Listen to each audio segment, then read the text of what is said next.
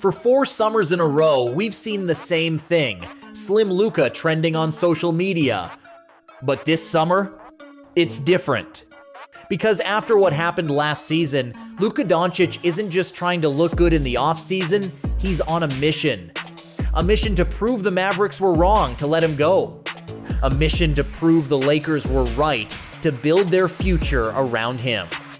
And maybe to prove he's still capable of being the face of the entire NBA. He's not hiding from the spotlight anymore. In fact, he's leaning into it. During a recent photo shoot with Men's Health, Luka was asked a question people usually reserve for LeBron James. They say LeBron James spends $1 million a year on his own body. How much do you spend on your body? And he said it with that quiet smirk that tells you he's not joking. $2 million. $2 million. This is personal now. Last year, the Lakers brought him in expecting magic. Instead, they got drama, questions about his conditioning, and a brutal playoff exit. And to make things worse, he had just bought a house in the city that traded him away, Dallas. Fans roasted him, the media piled on, and the Too Lazy to Win label started sticking. But now, the man who once made Kawhi Leonard and Paul George look silly in the playoffs has a brand new chapter ahead. And with LeBron James turning 42 and clearly playing his final seasons, the Lakers' future belongs to Luka. The only question left is, will he seize it? Because the Lakers are making moves that say they're all in, and Luka's physical transformation is just the beginning. To understand why this moment is so heavy for Luka, you have to rewind. Success came early, maybe too early. By the time Luka was 16, he wasn't just promising, he was already running through grown men in the EuroLeague. 2 years later, at just 18, the resume looked ridiculous. He led Slovenia to their first ever Eurobasket gold in 2017, a run nobody saw coming. He'd already won the Spanish national championship with Real Madrid, picked up back-to-back Spanish Cups in 2016 and 2017, just for good measure. Oh, and while he was at it, he snagged the EuroLeague Rising Star Award and the ACB Best Young Player Award. All before most guys his age even finish high school. He didn't just play against grown men, he dominated them. When Dallas drafted him, Luka carried that same swagger to the NBA. Rookie year, he made defenders look like traffic cones. Playoffs, he put up a 42-point triple-double on Kawhi and Paul George and did it like it was a Tuesday scrimmage. But somewhere along the way, the narrative shifted. Instead of Luka magic, it became Luka's tired. The conditioning questions never went away. The talent was never in doubt, but the discipline, that was up for debate. Then came the trade. Dallas sent him to the Lakers, and they didn't just replace him, they drafted Cooper Flagg, a teenage phenom the media couldn't stop calling the next Luka. That stung. In LA, Luka was supposed to be mentored by LeBron James, with the idea of a graceful passing of the torch. But when the Lakers got bounced by the Timberwolves, the whispers got louder. Was Luka the right guy to lead a franchise with championship expectations? Here's the thing about Luka. He doesn't respond to criticism with Twitter threads or passive-aggressive interviews. He responds with work. And this summer, the change has been impossible to ignore. Reports from training camp insiders say he's dropped nearly 30 pounds. Videos show him exploding off the floor with more bounce than he's had in years, powering through 720-pound sled pushes, and moving with a quickness that even his teammates admit is scary. This isn't the usual slim Luka phase that pops up in July and fades by November. This time, it feels different, more disciplined, more intentional. A big part of that? His diet. Sources close to Luka say he's cut out the sugary sodas and energy drinks he used to rely on. He's swapped late-night fast food for lean protein, vegetables, and measured carbs. Even his cheat days have been reined in. No more pizza for breakfast jokes making the rounds on NBA Twitter. The goal isn't just to look lighter in photos, it's to have the stamina to dominate in May and June. And he's not doing it alone.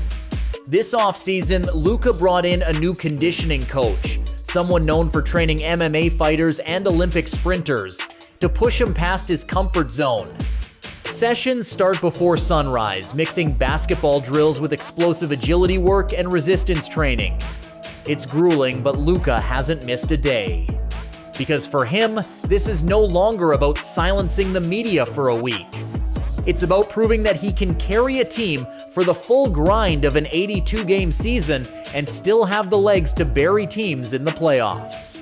And now, for the first time in years, he's heading into the season with something he hasn't truly had since his peak years in Dallas, a roster built completely around him. For the first time since LeBron arrived in LA, the Lakers aren't building a roster to fit his game. They're building for Luka's.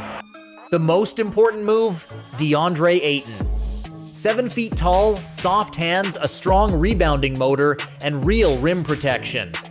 Last season, LA's biggest flaw was no anchor in the paint. Now Luka's got a reliable pick-and-roll partner and a safety net on defense. Then there's Jake LaRavia, not a household name, but a 38% shooter from deep with the off-ball instincts coaches dream about. He's the kind of guy who makes Luka's job easier by simply being in the right place. Austin Reeves is stepping into a bigger role too. Last year, he averaged 16 points, shot over 40% from 3, and bailed the team out in clutch moments. But with Luka, he's more than a third option. He's a true co-star. The spacing is better, the floor feels wider, and when Luka drives, there's no crowd of defenders waiting, just options everywhere. This is the kind of system Luka can thrive in, and the Lakers know it. The Lakers didn't just sign DeAndre Ayton for size, they signed him because he fits Luka's game like a glove. At 7 feet tall with a soft touch, Ayton is the kind of big man who can turn Luka's passes into automatic points. Last season in Phoenix, Ayton ranked among the league's best in pick-and-roll efficiency, and that's exactly the action Luka runs better than almost anyone. It's a partnership designed to punish defenses, collapse on Luka, and Ayton gets an easy dunk. Stay home on Ayton, and Luka walks into a floater or a step-back three. Then there's Austin Reeves, a player Lakers fans already trust in big moments. Next to Luka, his job becomes simpler but deadlier: space the floor, cut hard when Luka drives, and hit those momentum-shifting threes. He's proven he can handle the pressure, and now he gets more open looks than ever. Even role players like Jake LaRavia could quietly swing games. He's not a flashy name, but a 38% three-point shooter who moves well without the ball is exactly the kind of piece Luka thrives with. When the floor is spaced properly, Luka's decision-making becomes lethal, and the Lakers have finally given him that kind of setup. The NBA doesn't pause for anyone, not even for Luka Dončić. While he's been grinding in the gym, the rest of the league has been making moves of their own, and the next wave of superstars isn't just knocking on the door, they're already inside. Shai Gilgeous-Alexander just delivered Oklahoma City's first championship, sliding straight into MVP conversations with a style completely his own. Anthony Edwards is becoming the league's most electrifying scorer, dropping 40 without breaking a sweat and stealing entire playoff series with his swagger. And then there's Victor Wembanyama, the 7'4" alien in San Antonio, who already looks like he's skipping the learning curve entirely. Even Luka's old stomping grounds in Dallas have a new face of the franchise: Cooper Flagg. He's younger, hungrier, and being hyped as the Luka 2.0 upgrade, whether that's fair or not. For Luka, that comparison isn't just a headline, it's a challenge.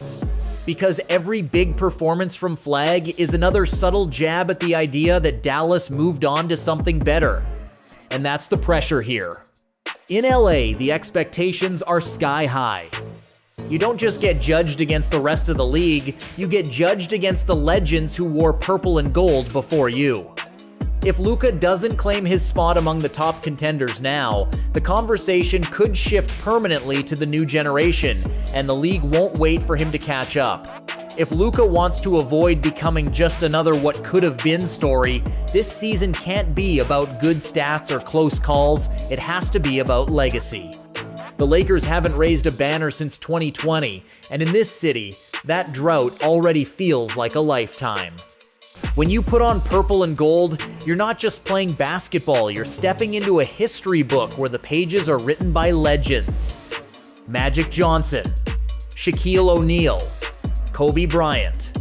They didn't just play for the Lakers. They defined eras, shifted the sport, and left behind moments that fans can still recite play-by-play decades later.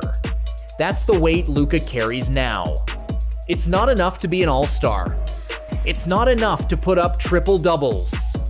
In Los Angeles, greatness is measured in rings, and anything less is a disappointment. The challenge is magnified by the city itself. Dallas might let you grow quietly in the background, but LA magnifies everything. One bad game, it's on every talk show. A missed game winner, it trends on social media before you even get to the locker room. And if the Lakers stumble out of the gate, Luka won't just be facing opposing defenses, he'll be facing the most impatient fan base in basketball. But that's also the opportunity.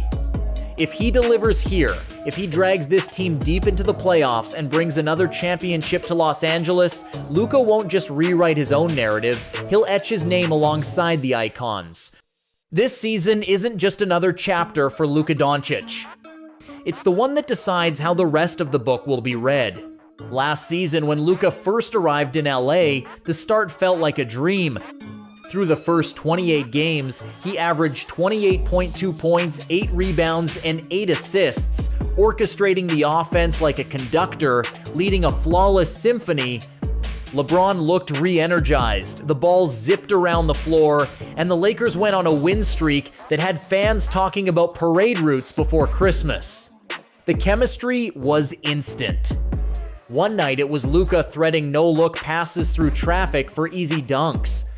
The next, it was LeBron spotting up in the corner while Luka pulled defenders into the paint and kicked out for a wide-open three. It was a glimpse of what this franchise could look like in the next era: smooth, deadly, and impossible to guard. But as the season wore on, reality caught up. LeBron's minutes piled up, the team's lack of a true rim protector was exposed, and fatigue began to dull Luka's edge. The same drives that were turning into layups in November became turnovers in March. By the time the playoffs rolled around, the Lakers were scrambling to patch holes instead of imposing their will. That's why this offseason's changes matter so much. With Ayton locking down the paint, Reeves growing into a reliable second option, and more shooters spreading the floor, the Lakers have eliminated many of the weaknesses that dragged them down last year. And with Luka showing up in the best shape of his career, there's reason to believe those early season flashes could last all year. If last season was the test run, this one is the real launch. Last season, when Luka first arrived in LA, the start felt like a dream. Through the first 28 games, he averaged 28.2 points, 8 rebounds, and 8 assists, orchestrating the offense like a conductor, leading a flawless symphony. LeBron looked re-energized, the ball zipped around the floor, and the Lakers went on a win streak that had fans talking about parade routes before Christmas. The chemistry was instant. One night it was Luka threading no-look passes through traffic for easy dunks. The next, it was LeBron spotting up in the corner while Luka pulled defenders into the paint and kicked out for a wide-open three. It was a glimpse of what this franchise could look like in the next era: smooth, deadly, and impossible to guard. But as the season wore on, reality caught up. LeBron's minutes piled up, the team's lack of a true rim protector was exposed, and fatigue began to dull Luka's edge. The same drives that were turning into layups in November became turnovers in March.